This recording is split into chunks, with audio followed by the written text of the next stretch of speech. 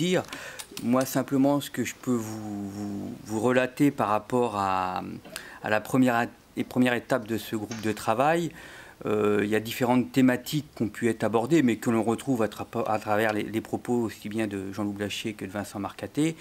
Il y a peut-être des sujets de complexité et en face, peut-être des pistes que vous avez, vous, de simplification.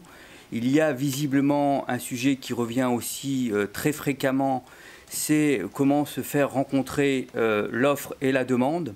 Et c'est vrai que parmi les entreprises, les start-up du numérique, il y a des choses très innovantes qui se font, qui se créent. Et en face de ça, vous avez, les chefs d'entreprise, ont certainement l'impression que ce n'est pas assez appréhendé par la sphère publique.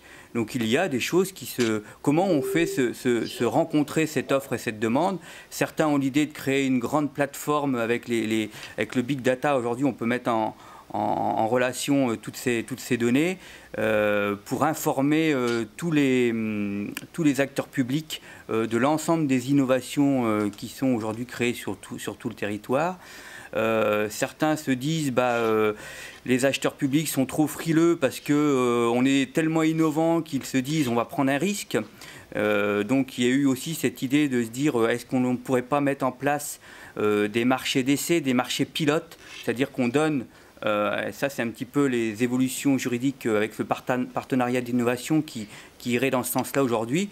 On se dit, on ne prend pas un risque, un trop gros risque, en faisant appel à cette entreprise. On sait que si ça ne fonctionne pas, de toute façon, le marché, il peut s'arrêter par phase. Donc voilà, ce sont un peu les... plus de rencontres aussi entre les acheteurs publics et les entreprises, notamment du numérique.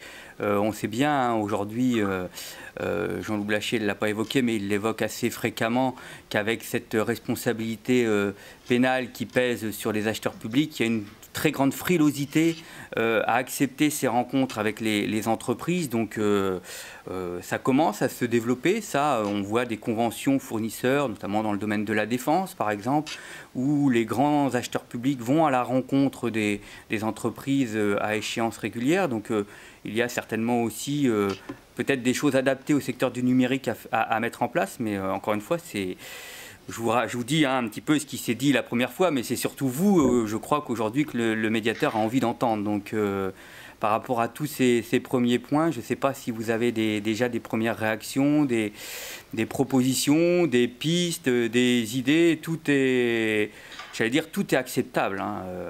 On regardera ensemble et on fera un peu le tri de tout ça, si je puis dire, mais surtout n'hésitez pas à faire part de votre ressenti. Est-ce que vous êtes suffisamment informé déjà des marchés publics? On sait que le numérique, le déploiement du numérique, notamment en Bretagne, c'est quelque chose d'important aujourd'hui. Donc est-ce que vous êtes suffisamment informé de tout ce qui va être amené à être passé comme marché dans l'année ou dans les années qui viennent?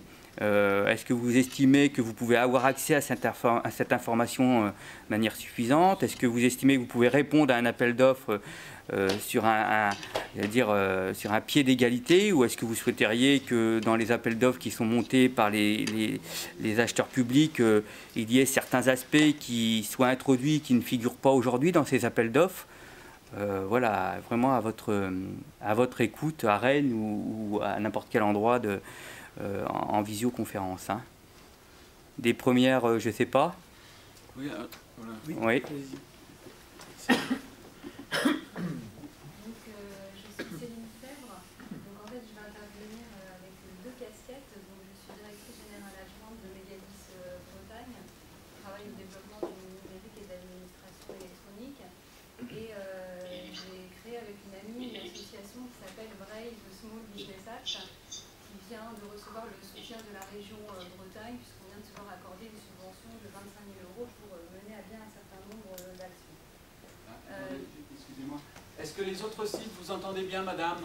Non, on n'entend pas du tout. Donc, il vaudrait peut-être mieux que... On est là. Non, surtout pas celui-là. Non, c'est pas ça. Il faudrait venir, parce que ça devrait marcher. D'accord. Ce que j'ai dit tout à l'heure, c'est qu'en fait, ça sera suite aux informations qu'on aura, qu'on va faire bouger les choses.